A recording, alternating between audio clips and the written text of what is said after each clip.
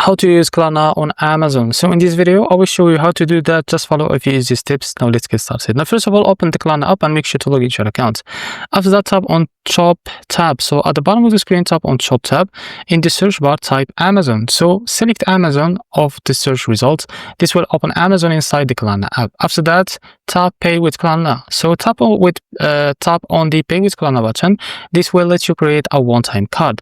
After that, enter the total amount. So type the amount that you plan to spend on Amazon, including shipping and tax. After that, choose a payment plan. So select how you want to pay, if you want to pay in 4 or in 30 days or financing over time.